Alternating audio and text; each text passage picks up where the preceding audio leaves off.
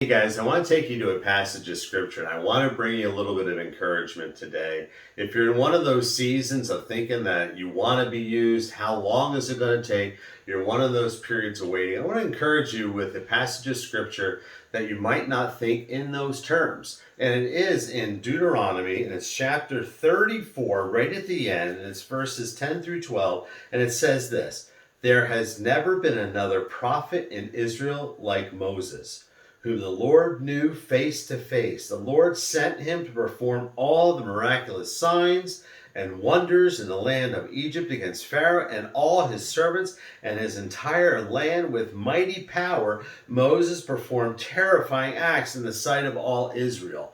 Moses was mightily used by the Lord.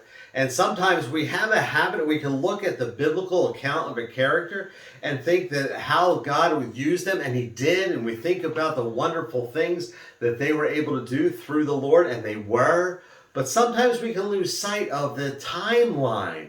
You see, God didn't even start to use Moses until he was 80 years old. He spent 40 years in the desert. There was many times, there was a lot of mediocrity in Moses' life, where he was out in the desert, he was tending sheep, he was watching after the flocks, and really there was not a whole lot going on for 40 years. But then, on that fateful day, God appeared to Moses, and Moses was equipped for the mission that God was going to have for him. And so he went out with boldness, and God did amazing things through Moses' life. But it wasn't instantaneous. We have 120 years of his life that is listed in the Old Testament. And we have the habit of thinking, look at all that happened. But it was 120 years. It was a long time. So I want to encourage you that God is preparing you for a mission. He is just for you, and he's going to use you in a mighty way as you seek him. And there's going to come that time where you're going to be prepared for the mission that he's going to have for you. God bless you guys.